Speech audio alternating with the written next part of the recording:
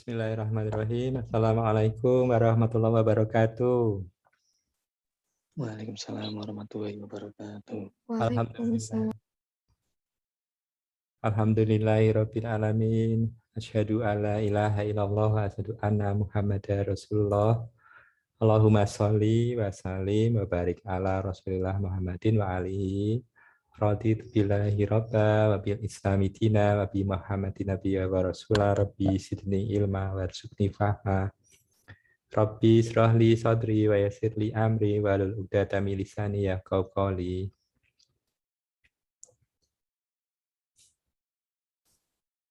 Kita akan belajar tentang sistem logistik dan rantai pasok dengan tema Distribution Requirement Planning.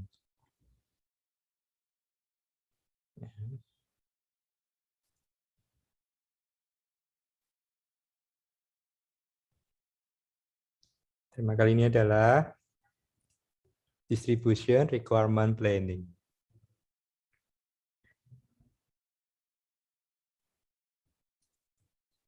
Misal kita sistem logistik dan rantai pasok itu ya pada dasarnya jaringannya seperti ini ya secara umum. Ada supplier, kemudian berjaring dengan produksi atau plant atau pabrik, kemudian berjaring lagi dengan distribution center, kemudian berjaring dengan retail, sampai kepada konsumen.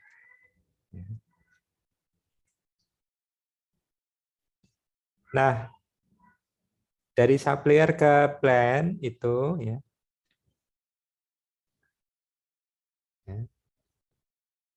dari supplier ke plant itu logistik bahan baku ya. Kemudian dari plant sampai ke konsumen itu namanya distribusi, logistik distribusi. Ya. Dari supplier ini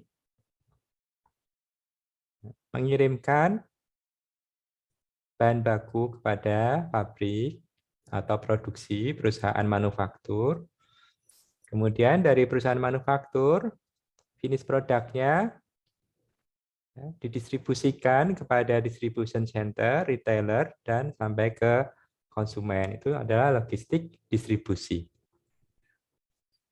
Ya, secara mudahnya, ada logistik bahan baku dari supplier ke plant, kemudian dari plant ke distribution center, retail, sampai konsumen ada logistik distribusi finish product. Ini logistik bahan baku, yang ke kanan adalah logistik finish product. Nah, logistik finish product disebut juga distribusi. Ya. Logistik barang jadi itu disebut distribusi. Ya.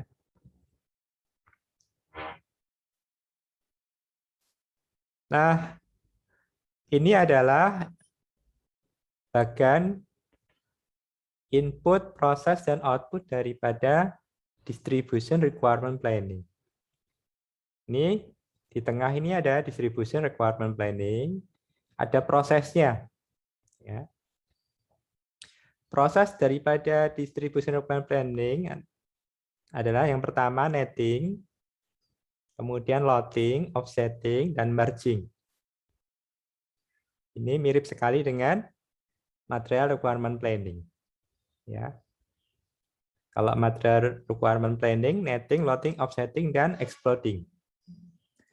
Ya, cuma beda istilah yang terakhir aja. Kalau di RP, merging. Nah, inputnya ada satu struktur distribusi. Kalau di material requirement planning, ya adalah file inventory. Ini struktur produk. Ya, kalau di file di material requirement planning, istilahnya adalah bill of material atau struktur produk. Kemudian permintaan. Ya, kalau di material requirement planning permintaan sama ya. Didapatkan dari MPS, Master Production Schedule. Kalau di MRP dapatnya dari Master Production Schedule. Kalau di DRP dapat dari adalah ramalan, forecasting. Kemudian ada status persediaan. Kalau di MRP istilahnya adalah status inventory, sama. Kalau ini status persediaan, kalau di MRP file inventory. Jadi inputnya kurang lebih sama ya dengan MRP. Kalau MRP itu bahasan dari produksi, kalau di RP bahasan dari distribusi, bedanya ya. Bahasan tentang distribusi kalau di RP, kalau MRP bahasan tentang produksi, perencanaan produksi. Kemudian outputnya ya, ada rencana pasokan, bisa rencana pasokan, bisa penjadwalan ulang, bisa pembatalan pesanan, bisa juga rencana pesan. Ya. Tapi kurang lebih 4 ini ya, itu pertama kita bikin plan order release, namanya plan order release, POR. Ya. Nah, kita coba ya. Ini ada proses DRP. Ya, di tengah-tengah tadi ada proses ya. Ini proses DRP-nya. Ya. DRP ya. Ada permintaan, struktur distribusi dan status persediaan dimasukkan di dalam tabel DRP. Ya, permintaan dari forecasting dimasukkan, struktur distribusinya membentuk tabel dimasukkan, status persediaan juga dimasukkan di dalam tabel. Kemudian dilakukan netting atau perhitungan kebutuhan bersih. Ya. Setelah netting, dilakukan loading penentuan ukuran pesanan. Ya. Lalu dilakukan offsetting, penentuan waktu pemesanan barang. Ya. Kemudian terakhir dilakukan merging untuk struktur produk yang di bawahnya. Oke, lebih jelas coba ya. Ini adalah jalur distribusi dari pabrik ya menuju gudang distribusi. Ada dua gudang distribusi. Kemudian gudang distribusi 1 menuju ke agen A dan agen B. Kemudian gudang distribusi 2 ya, gudang distribusi 2 ke agen C dan agen D. Ini ada contoh kasusnya ya. Ya, dengan struktur yang seperti ini ya. Demand ya. Kasusnya permintaan di A 100 unit per periode. Di B permintaan dari konsumen 200 unit per periode. Di C permintaan 150 unit per periode. Di D 250 unit per periode. Ini didapat dari peramalan ya. Peramalan ke konsumen. Ya. Angka 100, 200, 150, 250 dapat dari konsumen. Ini adalah struktur distribusi ya. Ya, nomor 1 struktur distribusi. Nomor 2 demand. Permintaannya. Ya, input yang ketiga adalah status inventory.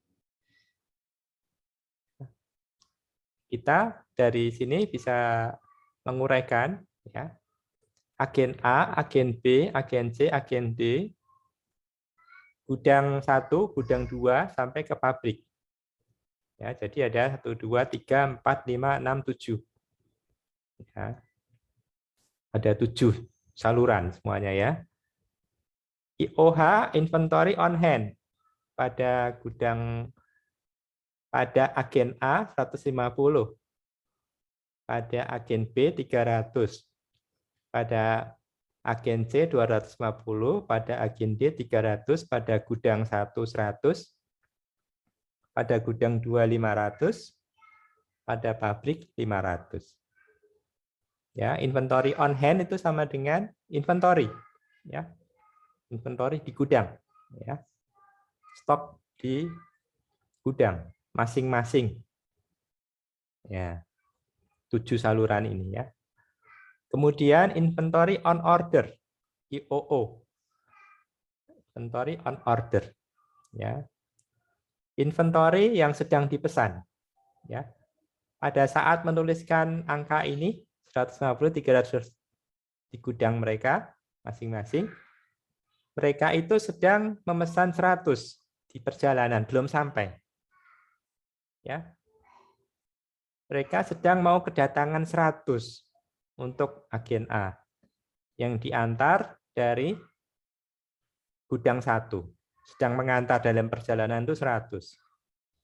Ya, dari gudang 1 ke B 200. Dari gudang 2 ke C 150. Dari gudang 2 ke D 400.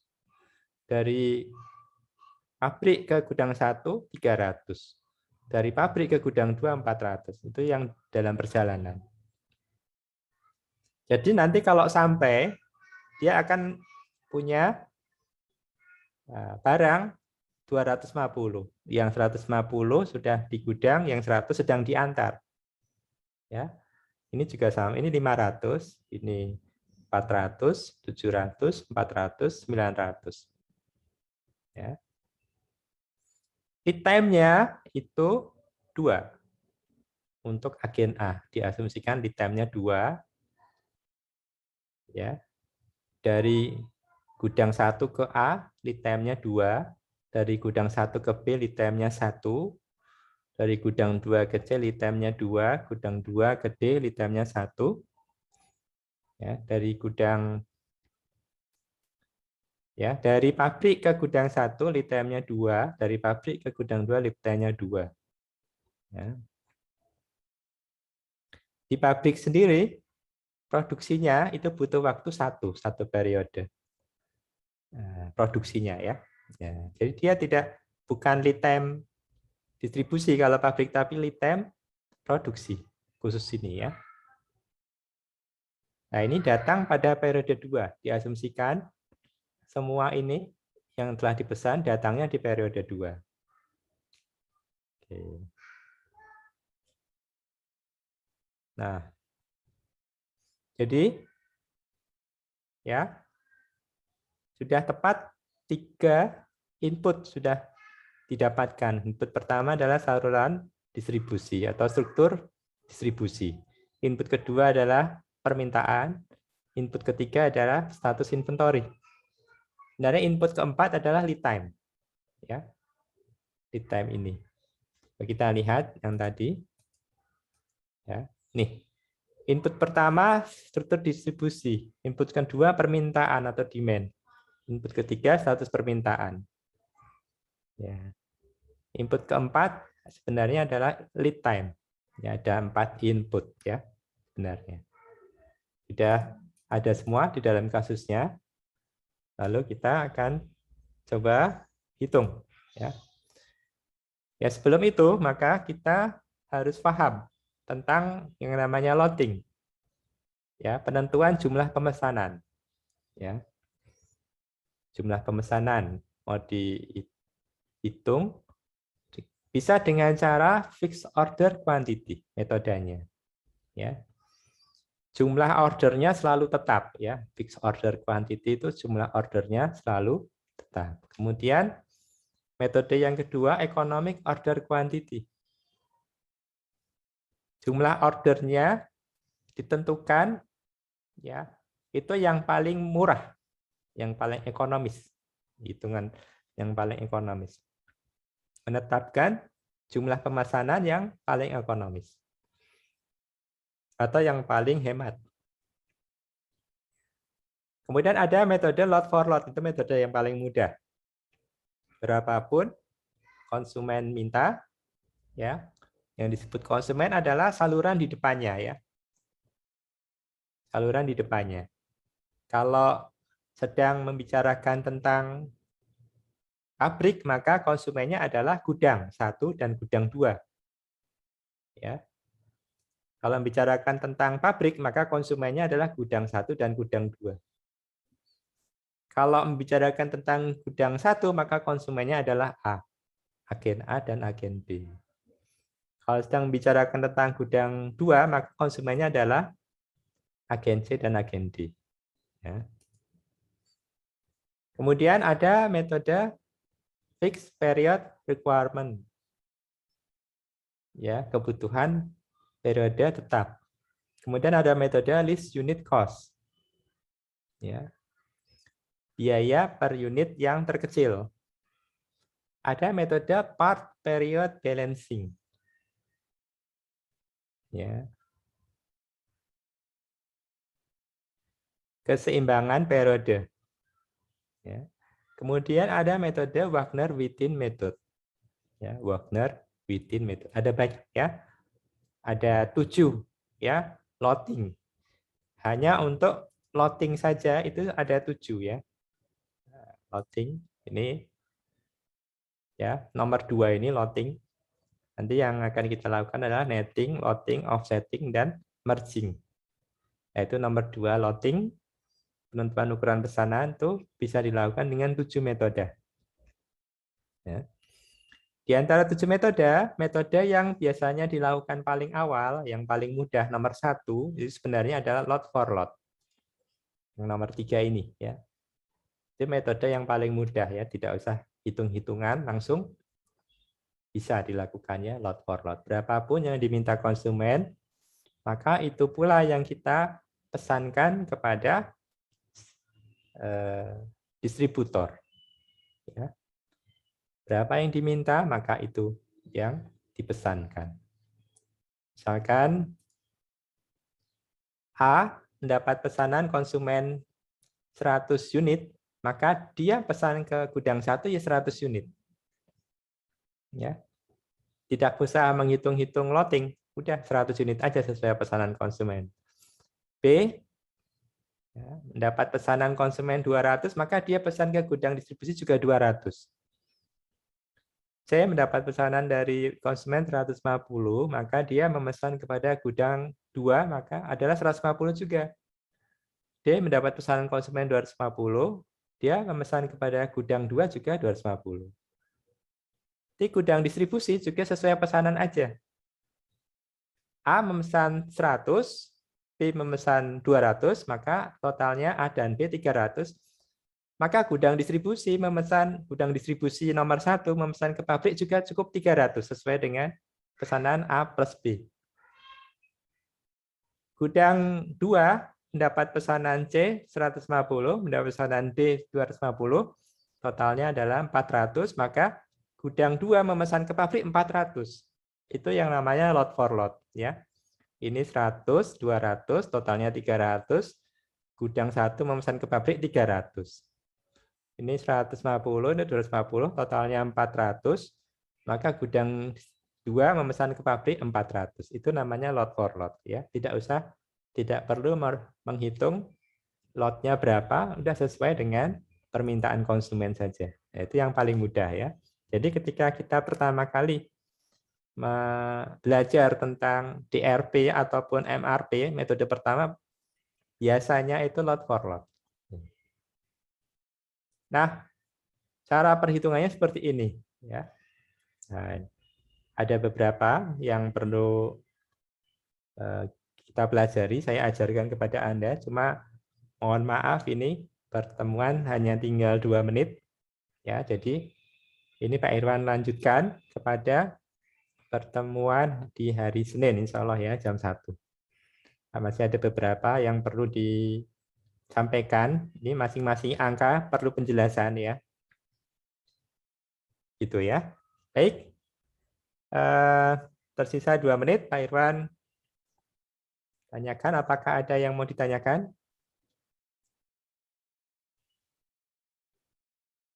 Oke, kalau tidak ada, kita tutup pertemuan dengan membaca doa penutup majelis. Subhanaka Allahumma wa bihamdika wa asyhadu alla ilaha illa anta astaghfiruka wa atubu ilaik. Assalamualaikum warahmatullahi wabarakatuh. Waalaikumsalam Waalaikumsalam warahmatullahi warahmatullahi wabarakatuh. wabarakatuh. Terima kasih Pak Irwan. Ya, sama-sama.